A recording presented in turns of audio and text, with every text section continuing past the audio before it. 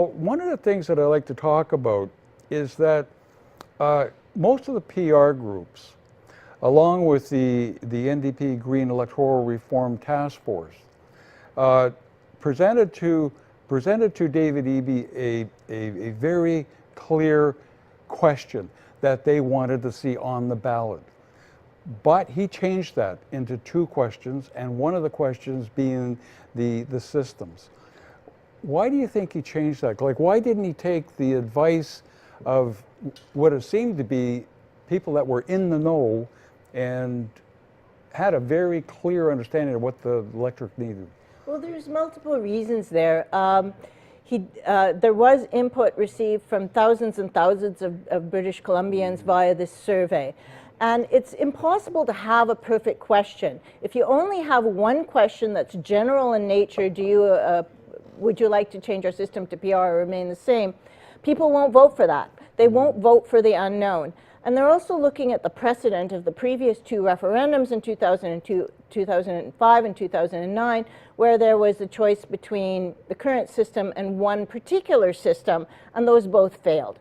So they were going for something different here. They were genuinely trying to give people choices, and where it fell down again is in the education, and the education wasn't there, and the lobbying on the yes side was not up to the strength of the lobbying on the no side. And the NDP campaign, the MLAs did not hold town halls, they did not go out and make speeches.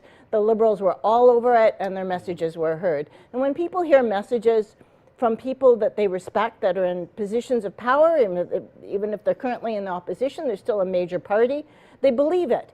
There is no law against lying in political statements. There's truth in advertising laws that do not apply to politicians. So there's no legal basis to rebut any of the information that was coming out, and the yes side was kind of out-campaigned. So I don't blame David Eby. I don't blame the media. Certainly I do think that the media was biased. I absolutely agree with you, but I don't think that that's necessarily the major issue. It was part of the whole picture, which led to the defeat. I agree. I don't blame the media 100% for sure, but they were in there for sure. Yeah. And there were many factors. Why would a Green voter vote no to pro-rep?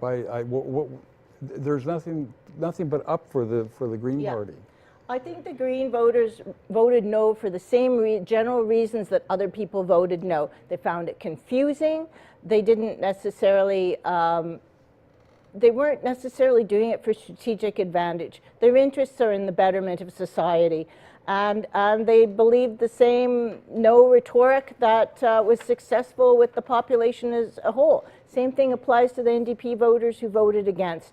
They listened to the media. They may have conservative values. They needed to be convinced, and they weren't convinced by the campaigns and the information that they had.